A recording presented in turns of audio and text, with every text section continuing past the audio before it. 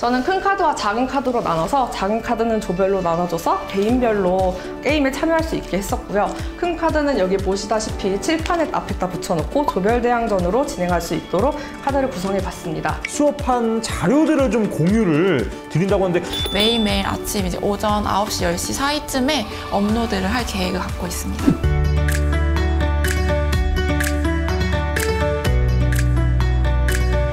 안녕하세요. 저희는 학교 현장에서 보건간호과 과목을 가르치고 있는 현직 보건교사입니다. 저희가 다년간 학생들과 수업을 하면서 쌓아온 노하우와 경험을 담았습니다. 지도서에는 5가지 보건간호 과목에 대한 수업 설계에 대한 내용을 담고 있습니다.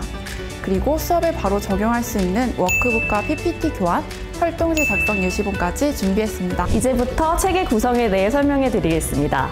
먼저 교수학습 계획에는 수업 방법 및 운영 형태 등을 기재하였습니다.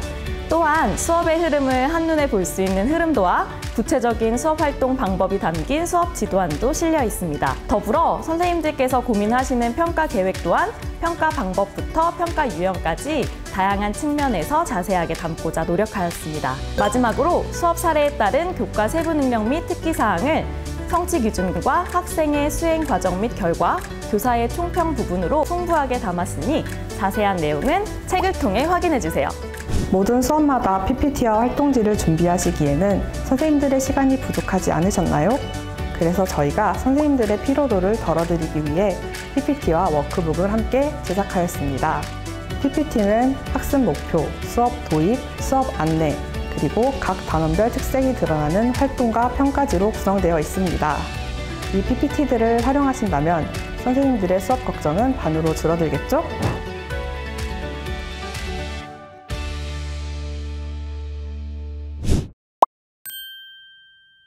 안녕하세요. 티타임의 호스트 친절한 동준씨, 오늘 여러분들 앞에 섰습니다. 오늘도 선생님들의 성장 시간을 만들기 위해서 이 티타임 활짝 오픈을 해봤는데요. 우리 보건 선생님들 굉장히 많이 와주셨네요. 네, 너무 감사합니다. 자, 그러면 티메이트 분을 만나보도록 해볼게요. 우리 시청자분들, 우리 TT 여러분들께 한번 인사 한 번씩 돌아가면서 한 번씩 해주시죠. 네, 안녕하세요. 저는 강원도 원주고등학교에서 근무하고 있는 보건교사 이슬기라고 합니다. 반갑습니다. 네, 안녕하세요. 저는 강원도 원주 확성중학교에서 근무하고 있는 보건교사 박소연입니다. 반갑습니다. 네, 안녕하세요. 저는 강원 버들중학교에서 근무하고 있는 보건교사 현주입니다. 만나서 반갑습니다. 네, 우리 강원에서 또 여기 서울까지 먼 길을 우리 선생님들께 정말 많은 것들을 좀 공유해 주시기 위해서 이렇게 와주셔서 너무나 감사드립니다. 네. 자, 그러면은 오늘 좀 슬기쌤이 대표로 오늘 어떤 내용으로 좀 진행이 되고 세 분이서 좀 어떻게 좀 분배가 되는지 좀 설명을 간략하게 좀 해주시죠. 네, 저희가 오늘 연수 드릴 내용은 이제 고교학점제 속에서 보건간호과가 어떻게 운영되고 있는지, 그리고 저희가 직접 어떻게 운영을 했는지 사례를 준비했고요. 제가 이제 전반적인 교육 과정에 대해서 안내 드리고 소윤쌤과 지유쌤이 차례대로 인체구조학 기능, 보건간호에 대한 수업 사례를 전달 드릴 예정입니다. 네, 아마도 15분씩 돌아가면서 설명을 드릴 예정이니까요. 정말 정신 집중 빡 하셔가지고 오늘 많은 내용 공유 받으시면 좋을 것 같습니다. 정말 기대가 됩니다. 자, 그럼 본격적으로 티타임 시작합니다.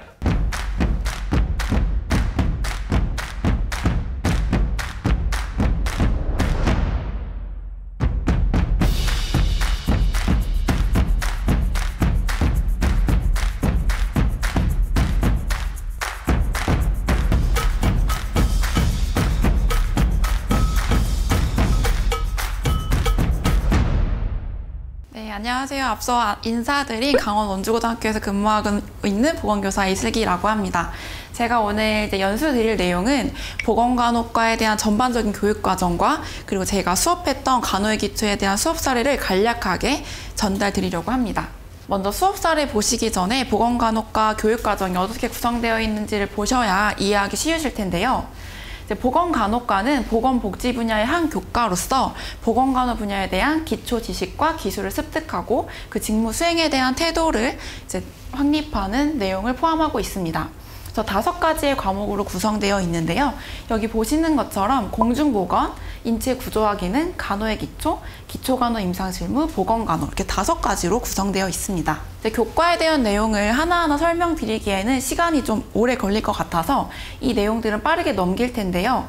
교육부에서 고시하고 있는 교육과정을 확인하시면 나와 있기도 하고 저희 책의 1단원에 보시면 이 5가지 과목에 대한 내용 요소와 내용 체계를 담고 있으니까요. 그 내용을 참고하시면 좋을 것 같습니다. 그렇다면 저희가 보건간호과 과목을 이제 공동교육과정으로 많이 운영을 하게 되는데요. 이 공동교육과정이 뭔지에 대해서 간략하게 설명을 드리려고 합니다. 이제 공동교육과정을 이해하려면 고교학점제 제도부터 좀 파악을 해야 되는데요. 이제 고교학점제는 많이 아시겠지만 학생들이 이제 진로와 적성에 따라서 과목을 선택하고 그 선택한 과목을 이수해서 차곡차곡 쌓아온 학점으로 졸업을 하게 됩니다. 이제 그 과정에서 학생들이 선택하는 과목이 그 학교에서 이제 개설되지 않는 경우, 이제 그 수강 학생이 너무 적거나 교사 수급이 어려워서 단위 학교에서 개설하기 어려운 수업을 여러 학교가 모여서 듣는 수업을 이제 공동교육과정이라고 합니다. 그래서 이렇게 이제 보건간호과 같이 전문교과는 수업을 할 수 있는 교사가 없거나 아니면 수업을 원하는 학생이 적을 수 있기 때문에 여러 학교가 공동으로 모여서 그 수업하는 교사의 학교에서 수업을 하게 됩니다. 그래서 운영하는 방식을 보시면 이제 대면으로 이루어질 수도 있고 원격 수업 아니면 그 2가지를 섞어서 블렌디드로 이루어지기도 합니다. 대면으로 이루어질 경우에는 수업하는 교사의 거점 학교에 참여 학생들이 모여서 방과 후에 수업을 하게 되고요. 원격 수업 같은 경우에는 이제 이동에 제한이 없기 때문에 예를 들어 강원도라고 하면 강원도 내에 있는 모든 학생들이 온라인으로 접속해서 이제 수강한 학생들이 수업을 들을 수가 있습니다. 교수학습 방식 같은 경우에는 각 과목의 특성에 따라 선택을 하실 텐데요. 보통 이제 보건간호과 같은 경우에는 강의식과 협동학습, 프로젝트 토의 토론, 실기 실습을 모두 혼합해서 보통 이제 수업을 하고 있습니다. 그다음에 평가 방식을 보시면 이제 지필평가와 수행평가로 나눠 볼 수 있는데 보통 이제 공동교육과정으로 운영하는 과목의 경우 학생들이 이제 진로의 적성을 찾아가는 과정이기 때문에 학생 참여형 수업을 많이 하게 됩니다. 그렇기 때문에 단편적인 지식을 묻는 지필평가보다는 학생들이 그 수행 과정에서 뭘 배웠고 뭘 이제 역량을 키워나가고 있는지 확인하는 수행평가를 주로 확인하고 있고요. 제가 운영하는 간호의 기초의 경우에는 포트폴리오 방식과 그다음에 학생 수행 과제물을 발표하는 방식으로 수행평가를 진행하고 있습니다. 이제 저 같은 경우는 강원도에서 3년째 간호의 기초를 공동교육과정으로 운영을 하고 있습니다. 그래서 온라인과 오프라인을 격주로 운영을 하고 있고 이제 뒤에 계신 선생님들이 사례를 자세히 설명해 주실 거기 때문에 저는 간호의 기초를 어떻게 운영했는지 짧게만 말씀드리도록 하겠습니다. 먼저 오리엔테이션 시간에는 교과 안내와 자기소개가 굉장히 중요한데요. 물론 다른 수업 시간에도 이러한 교과 안내와 수업 자기소개가 중요하지만 공동교육과정의 경우에는 이 과목 자체가 전문교과이다 보기 때문에 학생들이 이 교과에 대한 이해도가 떨어질 수 있습니다.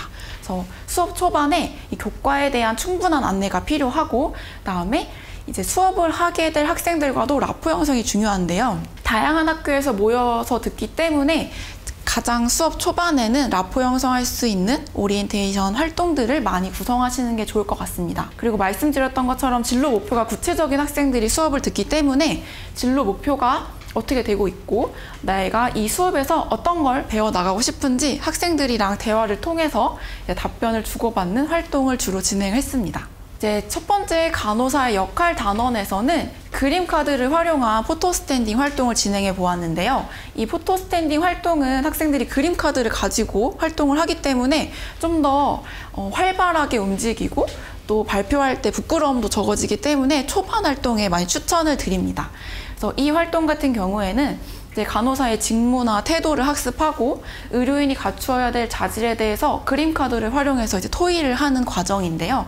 내가 생각한 자질과 가장 부합하는 카드를 골라서 활동지에 붙이고 이제 학생들과 나누는 활동도 진행해 보았습니다.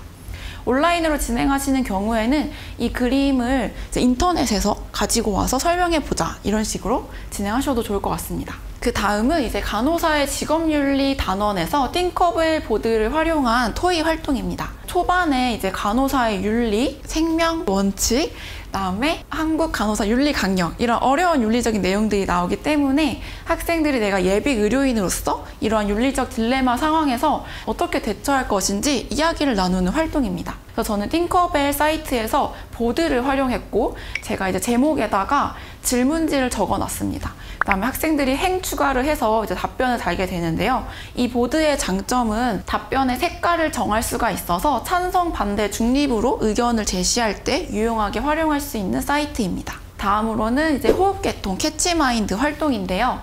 제가 호흡계통 수업을 하다 보니 호흡계통에는 그림과 사진 자료가 많더라고요. 그래서 학생들이 잘 이해하고 넘어가는지 확인하기 위한 그림 퀴즈 활동을 진행했습니다. 이건 이제 교실온다 사이트 화면인데요. 화이트보드 기능을 활용해서 학생들이 이제 제가 제시하는 핵심 단어를 이해했는지 그림을 통해서 설명하게 합니다. 그리고 학생들이 여기에 답변을 달아서 잘 이제 이해했는지를 확인할 수 있습니다. 그리고 이거는 오프라인, 온라인 둘 다 사용할 수 있는데요. 오프라인 수업을 하시는 경우에는 진짜 칠판에다가 그림을 그려서 학습한 내용을 복습하도록 하시면 좋을 것 같습니다. 다음으로는 제가 공동교육 과정에서 수행평가 활동으로 많이 활용하는 소아계통 카드 뉴스입니다. 소아계통 같은 경우에는 다른 계통에 비해서 기관도 많고 그 기관에 따른 질환도 많아서 학생들한테 하나하나씩 강의식으로 설명하기엔 좀 버거운 단원이거든요. 그래서 학생들에게 수행평가로 질병 하나씩 맞게 하고 그 질병에 대한 정보를 스스로 조사하고 공부한 다음에 핵심 내용을 카드뉴스로 제작해서 발표하는 활동입니다. 제가 이 활동을 진행해 보니까 이 카드뉴스를 한눈에 보기에 가장 적합한 플랫폼은 패들렛인 것 같더라고요. 그래서 패들렛에 자기 이름과 이렇게 질병명을 적고 그 밑에 카드뉴스 하나씩 이제 게시를 하면 다 같이 확인할 수도 있고 발표할 때 넘기면서 아주 유용한 사이트로 활용하실 수 있을 것 같습니다. 다음에 이어서 마지막에 이제 소아계통 복습과 학습 마무리를 할 때 사용했던 워드넷 사이트입니다. 워드넷 사이트는 이제 낱말 퀴즈 말고도 다양한 퀴즈 프로그램이 있는데요. 제가 활용한 건 워드 서치라고 해서 쉽게 말하면 낱말 퀴즈입니다. 그래서 내가 이 낱말판에서 소아계통 질환이 보이면 클릭하게 되는데요. 이 사이트의 장점은 학생들이 어떤 질병을 많이 선택했는지 그리고 많이 선택하지 않은 질병은 무엇인지 확인할 수가 있습니다. 그래서 제가 이 퀴즈 활동을 한 다음에 학생들이 이 질환은 되게 생소해서 아직 잘 모르는구나. 다시 한번 상기를 하고 수업 마무리를 할 때 이러한 질병들은 다시 한번 짚어주고 있습니다. 그리고 학생들별로 몇 개나 맞췄는지 점수가 이제 보드에 나타나거든요. 그래서 이러한 것도 활용해서 수업 시간에 활용하시면 좋을 것 같습니다. 그래서 이렇게 보건간호과 수업을 준비하실 때 좀 막막하거나 좀 생소한 단원이기 때문에 어떻게 준비하면 좋을지 고민이 많으실 텐데요. 제가 해본 결과 일단 보건간호과 수업을 듣는 학생들은 학습 열의가 굉장히 높습니다. 그리고 공통된 진로와 관심 분야를 갖고 있기 때문에 그런 흥미를 같이 이제 자극하고 같이 협력해서 의사소통하는 활동을 하는 것이 효과적인 것 같습니다. 그리고 토익 토론과 실험 실습을 많이 운영하면 학생들이 그런 실습을 통해서 내가 이 적성에 맞는지 진로에 맞는지를 확인할 수 있습니다. 그리고 수업하는 교사 또한 최신의 의료 뉴스와 이슈를 계속 이제 정보들을 업데이트 하셔야 되고 그리고 그 활동에 맞는 다양한 교재와 교구도 많이 탐색해서 학생들에게 제공을 해주시는 게 좋을 것 같습니다. 그리고 특히 보건교사가 수업을 하는 경우에는 병원 현장에서 실질적으로 겪었던 내용들을 같이 이제 섞어서 이야기를 해주면 학생들의 호응도도 좋고 집중도도 올라가는 편입니다. 그리고 이제 수업 내용을 구성하기에 앞서서 학생들에게 사전 조사를 받아보시면 간호학과뿐만 아니라 물리치료학과, 약학과 다양한 학생들이 이제 다양한 진로를 희망하는 학생들이 듣기 때문에 그런 내용을 사전에 조사하시고 수업을 설계하실 때 간호 업무뿐만 아니라 보건의료 전반적인 내용을 심화해서 재구성하시면 학생들에게 더 많은 도움이 될 것 같습니다. 그래서 이 책은 저희가 이제 단연간 수업했던 내용의 노하우를 담은 책이라서요. 지금은 맛보기로만 좀 보여드렸지만 더 자세한 내용은 이 책에 나와 있기 때문에 이 책으로 확인해 보시면 좋을 것 같습니다. 네, 안녕하세요. 인체구조와 기능 과목에 대해서 사례 발표를 하게 될 강원도 보건교사 박소윤이라고 합니다. 네, 인체 구조와 기능이라고 하시면은 보건 선생님들조차도 되게 낯선 과목이라고 받아들이실 것 같아요. 학생들이 이미 과학 과목에서 많이 배우고 오지 않나? 이런 걱정 때문에 굉장히 개설하기까지 부담이 컸던 과목이었던 것 같습니다. 그럼에도 불구하고 인체 구조와 기능을 개설한 이유는 간호를 희망하지 않는 다른 생명의료 계열을 희망하는 학생들이 선택을 할 때 좀 폭이 좁은 것 같아서 다양한 학생들에게 기회를 좀 제공하고자 인체 구조와 기능이라는 과목을 개설하게 되었습니다. 네, 인체 구조와 기능에는 다양한 단원들이 있는데요. 그 중에서도 학생들이 배우고 나서 가장 어렵고 낯설어하는 내분비 계통을 좀 중심으로 저는 사례를 발표해 보도록 하겠습니다. 메모리 카드 게임이라고 선생님들도 많이 들어보셨을 것 같은데요. 자세한 설명은 뒤에서 이어서 진행하도록 하겠습니다. 네, 간단하게 먼저 교수학습 계획 보시면은 수업 방법은 강의식과 협동학습으로 진행이 됩니다. 그리고 저는 오프라인 위주로 수업을 했기 때문에 오프라인으로 운영 형태를 작성했지만 충분히 온라인에서도 활용할 수 있다는 점 알고 계시면 좋을 것 같고요. 그리고 여기 가장 중요하게 보실 게 성취 기준과 학습 목표인데요. 저도 처음에 수업을 구성을 할 때 이 부분을 숙지를 잘 못하고 나서 수업을 그냥 단원명만 보고 그냥 교과서를 이렇게 살펴보면서 준비를 했다가 좀 산으로 간 경험들이 몇 번 있었기 때문에 이제 앞으로는 수업을 준비할 때 무조건 성취 기준과 학습 목표를 먼저 체크를 하는 게 중요하다는 것을 깨닫고 선생님들께 좀 소개를 드리겠습니다. 수업의 흐름도는 간단하게 첫 번째로 내분비 계통을 이해하고 그 다음에 호르몬의 명칭과 대표작용을 암기합니다. 이 암기하는 내용을 바탕으로 호르몬 메모리 카드 게임을 진행하고 마지막으로 꼬리 질문 및 평가를 진행하게 됩니다. 네, 오늘의 학습 목표입니다. 인체의 호르몬 종류와 기능을 설명할 수 있다. 그리고 주요 호르몬 분비 기관과 그 종류를 이해한다 라고 보셨을 때 저도 이 첫 번째 이 학습 목표를 보고 그러면은 호르몬을 좀 학생들이 기억할 수 있는 방법이 무엇이 있을까 고민을 하다가 메모리 카드를 접목시켰었거든요. 그래서 선생님들도 학습 목표 보시면서 수업 구성하시면 좋을 것 같습니다. 저는 수업을 흥미롭게 이끌기 위해서는 도입부가 되게 중요하다고 생각하기 때문에 도입부를 신경을 많이 쓰는 편이에요. 그래서 저는 오늘 선생님들께 두 가지 도입부 방식을 좀 설명을 드리고자 합니다. 첫 번째 도입부 방식으로는 호르몬 관련 영상을 시청하면서 노래 속에서 들리는 호르몬의 명칭을 적어보는 겁니다. 이 영상 같은 경우에는 유튜브에도 간단하게 클릭하면 나오는 영상입니다. 한 3분 정도로 구성되어 있고 학생들이 중학생 때 배웠던 그런 과정들이 호르몬의 기능과 종류들이 설명이 잘 되어 있기 때문에 다시 한번 학생들의 기억을 좀 상기시킬 겸 이 영상을 보면서 명칭을 적어보는 도입부 활동을 진행했었고요.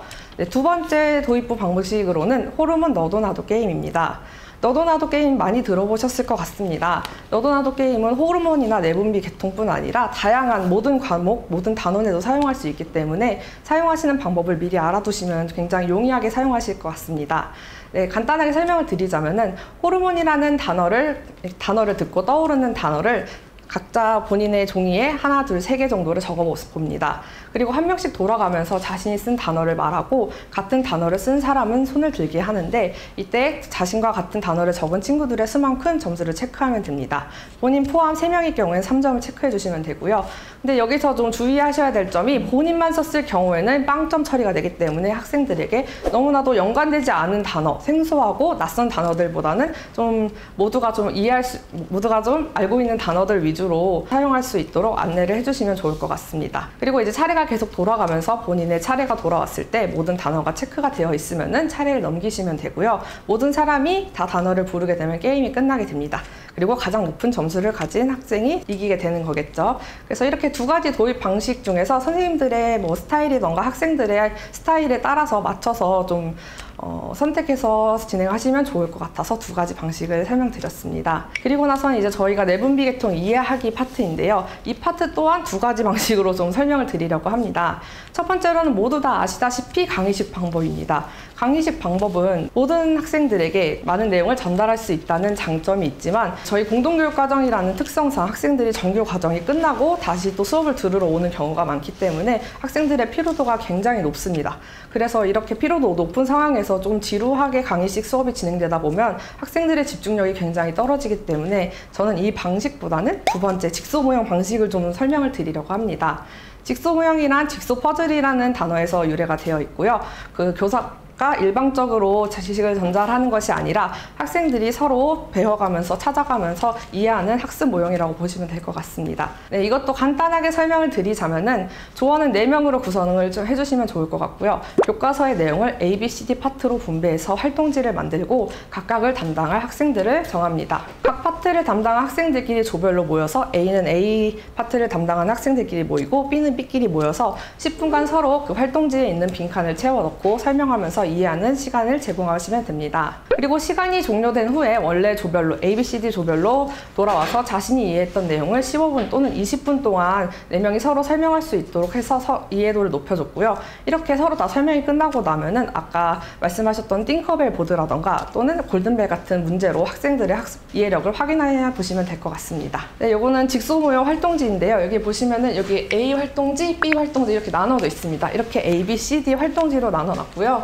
그리고 중요하다고 생각되는 부분들에 제가 가로를 떨어놨기 때문에 이 가로를 학생들이 교과서에서 찾아보면서 공부할 수 있도록 하였습니다. 네, 이렇게 이해하기 파트가 지나고 나면은 이제 본격적으로 메모리 카드 게임이 진행이 될 겁니다. 그래서 학생들에게 앞으로 이제 우리가 메모리 카드 게임을 진행하기 때문에 호르몬의 명칭과 대표 작용을 암기해야 된다고 안내를 해주시면 되고요. 이 호르몬과 표적기관 대표 작용 이 부분은 학생들 워크북에 포함이 되어 있으니까 워크북을 보면서 학생들이 같이 암기를 할 수 있는 시간을 제공해 주시면 됩니다. 네, 호르몬 메모리 카드는 총 18쌍으로 36장의 카드로 준비되어 있습니다. 여기 보시면은 제가 오프라인에서 직접 수작업으로 만든 카드들인데요. 저는 큰 카드와 작은 카드로 나눠서 작은 카드는 조별로 나눠줘서 개인별로 게임에 참여할 수 있게 했었고요.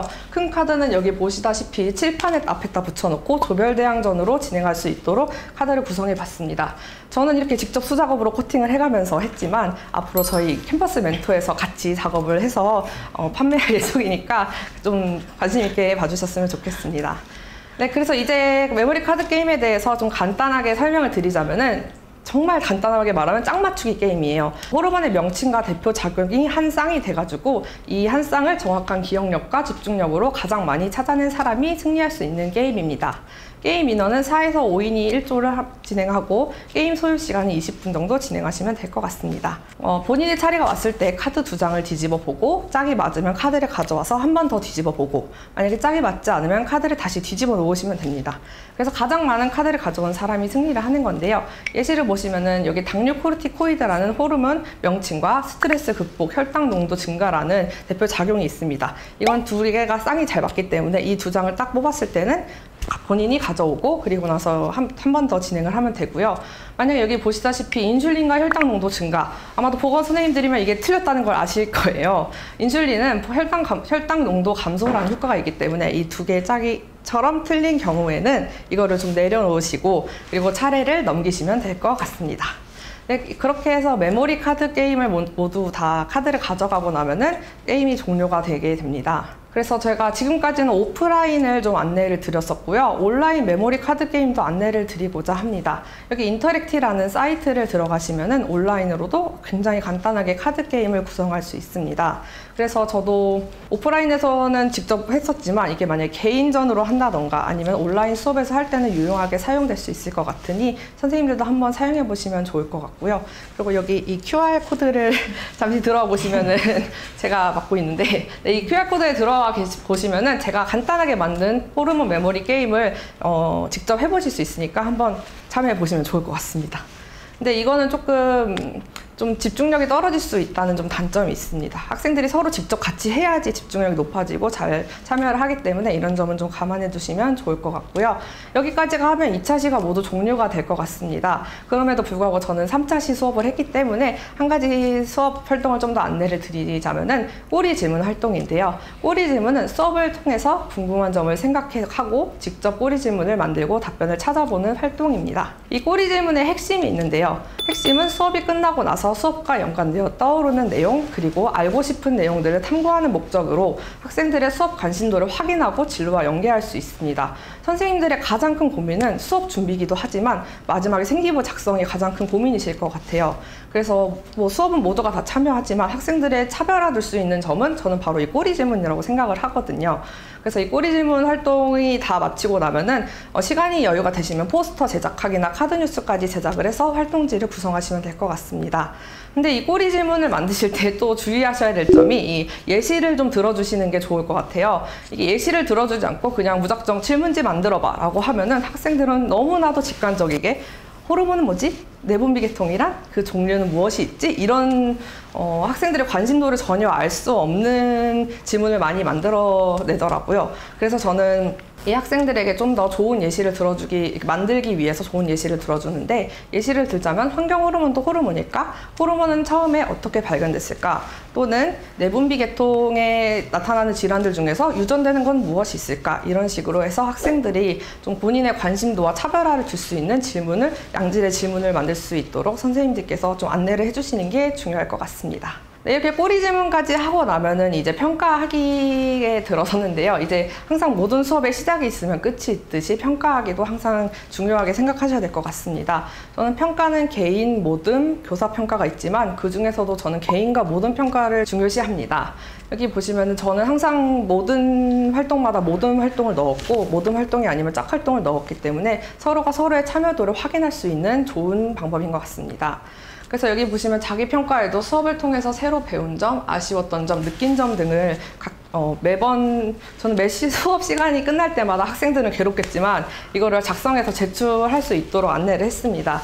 그러면 제가 이 평가지를 보고 그 다음 수업에도 충분히 피드백이 될 수 있고, 제가 뭐 수업을 하면서 놓쳤던 내용이 무엇인지 이런 것들을 확인할 수 있기 때문에 선생님들도 이 방법을 좀 활용해서 학생들에게 피드백을 조금 받아보시는 게 좋을 것 같습니다.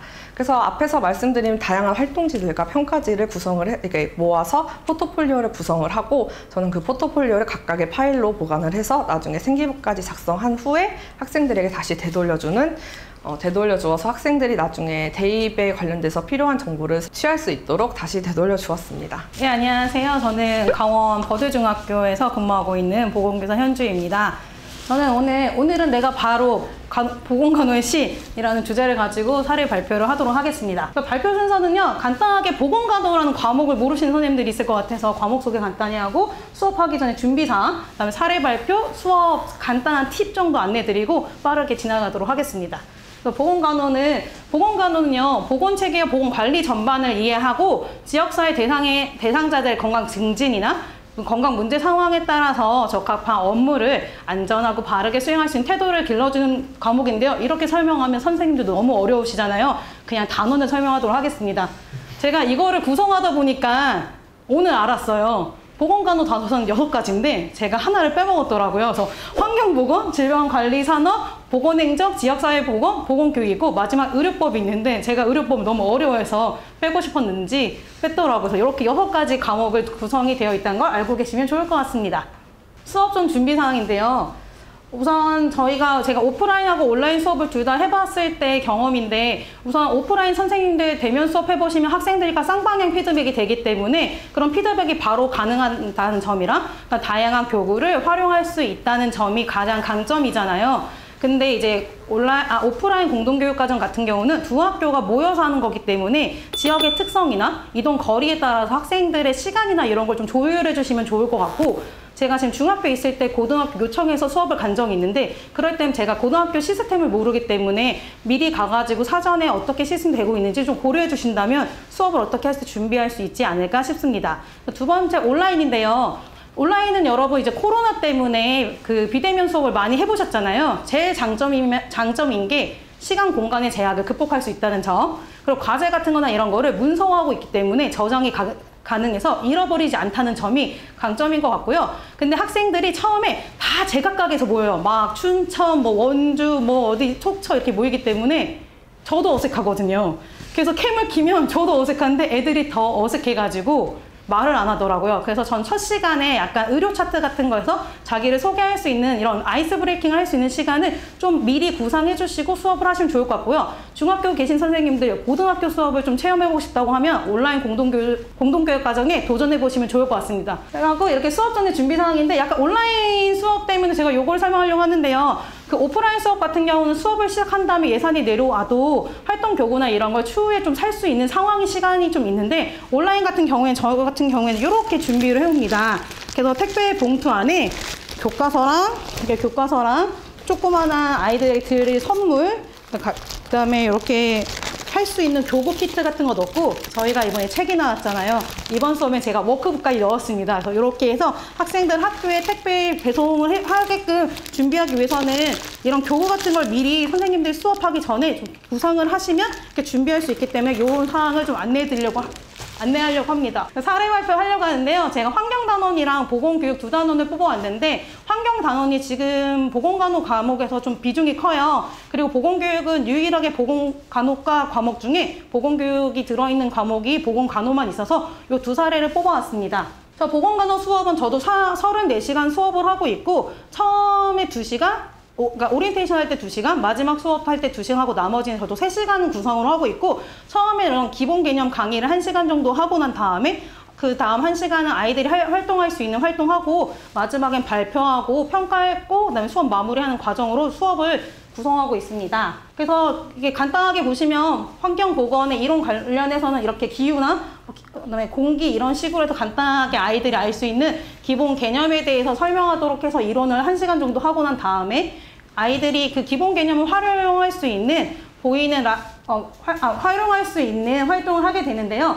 우선 환경에서 가장 반응이 좋았던 거는 보이는 환경 라디오에서 갖고 왔어요. 보이는 라디오 같은 경우에는 환경이 주제가 아니어도 학생들이 다양한 주제를 접목할 수 있기 때문에 선생님들이 활용하실 수 있을 것 같아서 갖고 와봤습니다. 제가 아까 말한 것처럼 환경단원의 처음에는 공기 건강, 그다음에 수질 건강 이런 것들이 있어서 대기 오염, 수질 오염, 기후변화 등 자신이 관심 있는 환경 오염에 대해서 조사한 다음에 조사한 내용을 바탕으로 청취자가 이해하기 쉽게 5분 이내에 라디오 대본을 작성을 하는데요. 보통 아이들이랑 해보니까 3분에서 한 4분 정도 대본을 구성을 하더라고요. 그리고 짝과 함께 대사를 적절히 배분한 다음에 이제 본인이 DJ가 돼서 건강 정보를 알려주게 됩니다. 그래서 학생들이 했던 이렇게 자료들을 보는데 이걸 스스로 함으로써 본인들이 환경 문제에 대해서 인식도 하게 되고 궁금한 내용을 좀 더 찾아보는 과정을 겪기 때문에 아이들에게 반응이 좋았던 거고 여기서 하나 팁을 드리자고 하면 이렇게 글로 쓴 친구들은 나중에 대본 읽다가 어버버하더라고요. 그래서 가급적이면 오프라인이나 이렇게 활용하실 때는 타이핑을 치실 수 있도록 하는 게 아이들한테 발표할 때 조금 더 자신감 있게 할 수 있게 됩니다. 그래서 이렇게 하는 것처럼 해보시면 좋을 것 같고요. 그리고 저희가 했던 활동을 보시는데 제가 오프라인 사진은 없어서 온라인 사진만 갖고 왔는데 제가 이렇게 그린 라디오처럼 이렇게 틀어주고 BGM도 깔아줍니다. 따라란 따라란 따라란 이런 느낌으로 그러면 아이들이 자기가 처음엔 어색해서 네 라디오 DJ 누구입니다 이렇게 하지만 그 다음부터는 매끄럽게 자신감 있게 하게 되고 그 다음 친구들도 자신감 있게 하게 되면서 좀 이렇게 얘기를 나눌 수 있어서 이 수업이 좀 인상적이었습니다. 그래서 마지막에는 모든 건 평가를 하는데 솔직히 고백하자면 앞에 간호의 기초나 인체구조학 기능은 학생 수가 인원이 많아요. 근데 저는 10명이 넘어본 적이 없거든요. 그래서 모든 간 평가를 한다고 해도 한 5팀만 구성이 되는 거라서 모든 간 평가로 해서 학생들이 서로 들을 수 있게끔 평가하는 방식을 구성해 보았고요. 그다음에 자기 성찰 평가를 통해서 본인들이 여기서 뭘 배웠고 뭘 느꼈는지를 하게 된다고 하면 이렇게 평가할 수 있게끔 이 2가지 구성을 구체적으로 해봤습니다. 그리고 그 외에 환경 수업했던 것들을 좀 설명할까 하는데요. 아까 앞에 설명했던 것처럼 최신 자료들 얘기를 하는데 최근에 했던 예능 프로그램이요. 오늘은 무해하게라는 영상 같은 것도 활용할 수도 있고 지금 KBS 다큐 붉은 지구라고 해서 4개에 대한 다큐멘터리가 있거든요. 그걸 활용한 수업도 지금 하고 있고 그래서 이런 영상 자료 활용해 보시는 거 좋을 것 같고요. 저 같은 경우에는 꼭 환경 실천하는 프로젝트를 좀 하고 있어서 학생들한테 온라인으로 이렇게 키트를 보냈거든요. 그래서 샴푸바 만들기 같은 것도 해보고 있고 이번 수업에서는 설거지밥 만들기, 클렌징밥 만들기를 통해서 일주일 동안 체험해보고 본인이 어땠는지 소감 발표하는 것처럼 프로젝트를 해보니 직접 체험할 수 있어서 아이들이 많이 좋았던 수업입니다. 그리고 요거 같은 경우에는 그 학생들이 쓰레기 배출 없이 환경 피켓 만들기 했거든요. 저희가 펜이랑 버려진 폐지랑 그런 색지 같은 거 모아가지고 이렇게 만들어 보았고 본인들이 각각 홍보하고 싶은 데서 전시를 해가지고 홍보했던 적도 있어서 이렇게 다양하게 실천할 수 있는 환경 수업을 한다고 하면 더 좋을 것 같습니다. 두 번째로 넘어가면 보건교육입니다. 보건교육도 마찬가지의 흐름을 따라서 수업을 진행하고 있어요. 그래서 이론 강의처럼 각각의 이런 포인트들을 설명을 해주고 난 다음에 그다음에 이렇게 보건교육 기획하기를 하고 있는데요. 사실 처음에 이 수업은 제가 오늘은 내가 보건교사 이렇게 해가지고 보건교사가 되고 싶어하는 친구들한테 관심도가 높아서 기획을 했다가 저희 아까 지역사회 보건이 있었잖아요. 그래서 다양한 지역사회 내에서도 보건교육을 할 수 있기 때문에 그런 대상자 특성에 맞는 보건교육을 기획해보기라는 과제를 제시하고 있고 지도안 작성해보고 교육 자료를 자유롭게 선택해서 하도록 하게 됩니다. 그래서 실무 현장 따라서 보건교육 대상자 및 주제를 정해줬는데 처음에는 이게 없으니까 아이들이 너무 힘들어 하더라고요. 그래서 이렇게 주제를 정해주고 하니까 아이들이 좀 이해할 수 있게 돼서 예시처럼 해주시면 더 좋을 것 같습니다. 그래서 이건 학생이 정말 구성했던 PPT를 보여드리는데요. 진짜 보건교사가 된 것처럼 감염병에 대해서 수업했던 자료들이고요. 그 다음에 이제 당뇨병 해가지고 환자나 주변 사람들 홍보할 수 있게끔 프로젝트를 만들었던 자료입니다. 그래서 이렇게 학생들이 발표했던 활동 사진이니까요. 참고하시면 될 것 같고요. 그다음에 평가도 보건교육 기획하기는 학생들이 스스로 할 수 없잖아요. 그래서 교사평가를 넣어보았고 마지막에 학생들이 자기성찰 평가를 통해서 어떻게 수업을 했는지 소감을 나누는 과정을 통해서 수업을 마무리하게 됩니다. 그래서 마지막으로 수업 팁 간략하게 설명할게요. 수업 준비하실 때 앞에 말했던 거랑 비슷한데요. 교과서 같은 경우는 미리 선주문 가능하고 저희 워크북도 선주문 가능하니까요. 선생님들 선주문해서 준비해 주시면 좋을 것 같고요. 두 번째는 다른 지역 학생들이 만나서 어색할 수 있으니까요. 카톡이나 이런 소통할 수 있는 창구로 미리미리 공지해 주시면 아이들이 수업 참여하기가 원활합니다. 그래서 이렇게 수업 준비하실 때 이렇게 참고해 주시면 좋을 것 같고요. 두 번 수업 구성은 앞에랑 좀 비슷한 내용인데 환경 수업이라면 지금 기후변화, 6차 보고서 등 같은 것도 활용하시면 좋을 것 같고 환경이랑 감염병을 연관해가지고 수업해 보시는 것도 좋을 것 같아서 이런 지금 최근에 발생하고 있는 문제를 구성해 보시는 건 좋을 것 같고요. 그 다음에 학생들이 마지막 수업 때 평가를 해준 걸 봤더니 심화적으로 자기가 탐구했던 수업이 가장 좋았다고 인상이 남았다고 하더라고요. 그래서 그런 학생들이 직접 할 수 있던 활동을 제시해 주시면 좋을 것 같습니다. 이제 마지막이네요. 학생 자료 관리인데요. 오프라인 같은 경우에는 포트폴리오 파일 같은 거 정리해 주시면 나중에 생기부할거나 아이들이 어떤 활동했는지 볼 수 있어서 이걸 주셨다가 가져오시면 좋을 것 같고요. 온라인 수업 같은 경우에는 파일화 해가지고 미리미리 정리해 주시면 한눈에 볼 수 있어서 자료 관리해 주시면 마지막 선생님들이 정리하시기 더 용이하실 것 같습니다. 네, 여기까지 제가 수업 발표 준비했는데 아주 우당탕탕 수업이었네요. 그래도 발표 잘 들어줘서 감사합니다. 자, 연습용 채널님께서 워크북은 교보에서 구입할 수 없나요? 라고 했는데 지금 그게 도서가 아니다 보니까 아마 교보에는 올라가 있지 않고 제 캠퍼스메트 교구몰에서 구입할 수 있는데 그 링크는 제가 채팅방에 드리도록 하고요.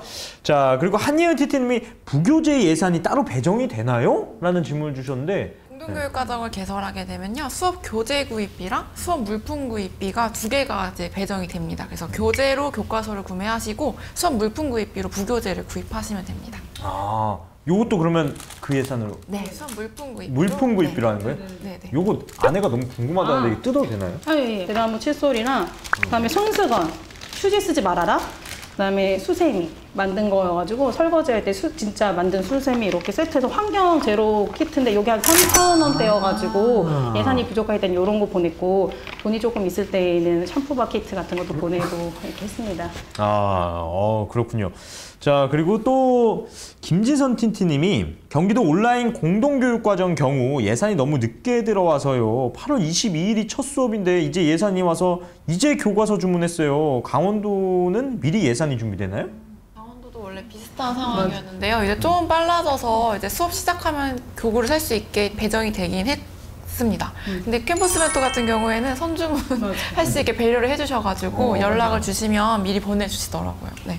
맞습니다. 저희가 학기 전에 빨리 나와야 된다 그래서 급하게 막 열심히 해가지고 지금 아주 이쁘게 잘 나온 것 같아요. 네, 그렇게 참고해 주시면 될 것 같고 우나타 TT님이 3차 시 수업을 진행하셨을 때 학생들의 집중도는 괜찮았나요? 라고 질문 주셨는데 네, 그래서 저도 이게 굉장히 고민이 됐던 게 이미 피로도가 잔뜩 쌓여 있는 채로 수업을 들으러 오기 때문에 그런 이유 때문에 더 참여형과 활동형 수업으로 위주로 했던 것 같아요. 그리고 또 활동도 한 활동을 2-3시간 동안 하는 게 아니고 한 차시, 한 2차시 정도로 해가지고 좀 학생들이 아까처럼 뭐 메모리 카드 게임을 하고 조별 활동을 하고 그다음에 이제 개별적으로는 또 이렇게 뭐 꼬리질문을 만들고 이렇게 좀 활동이 그래도 차근차근 제시가 되면은 의지가 있는 학생들이 많이 듣기 때문에 저는 진행하는데 큰 어려움은 없었던 것 같습니다. 그리고 아까 슬기 선생님께서 이제 그 아까 PPT에서도 막 보여줬는데 툴들을 좀 많이 활용하시는 것 같더라고요. 네.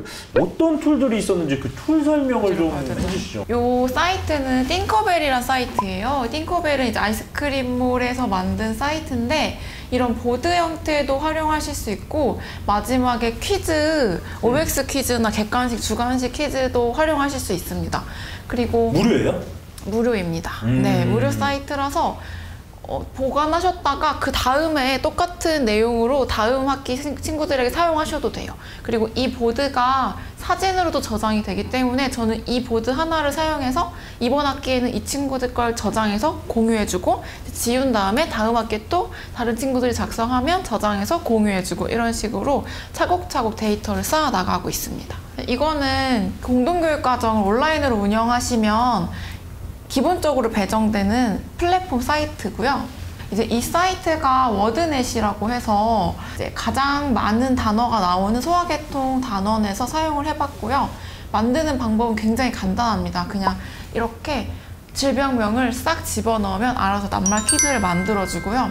할 때마다 다양하게 배치가 되기 때문에 학생별로 좀 다르게 나가요.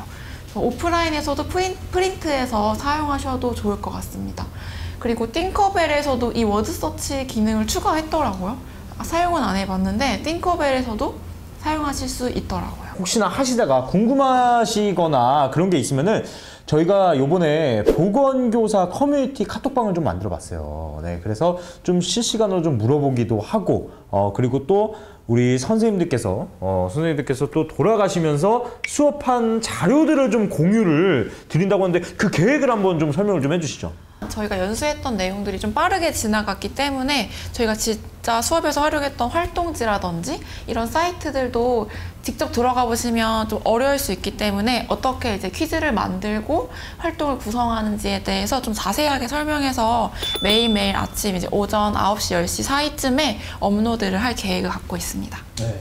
그래서 혹시나 지금 여기에서 듣고 계신 분들도 아마 내공이 강력하신 분들이 많이 계실 겁니다. 그래서 나도 한번 공유를 좀 해야겠다라고 하시면 언제든지 그 카톡방에서 공유를 해주시면은 서로 소통의 장을 좀 마련하면서 아이들에게 더 좋은 수업, 더 좋은 강의를 할 수 있지 않을까라는 생각을 해봅니다. 자, 오늘도 시간이 이제 마무리할 시간이 돼가지고 좀 어떠셨는지 좀 돌아가면서 한 말씀 해주시고 그 다음에 좀 선생님들께 좀 응원의 메시지 좀 부탁드리도록 하겠습니다. 먼저 지우쌤 먼저 할까요? 다들 똑같은 고민이라 생각이 들어서 공유한다는 마음으로 했는데 이제야 안정이 돌아왔거든요. 그래서 좀 이렇게 그래도 재밌게 봐주셨다고 하니까요. 너무 감사하고 선생님들 항상 수업 준비하시는 데 힘드시지만 응원합니다. 화이팅!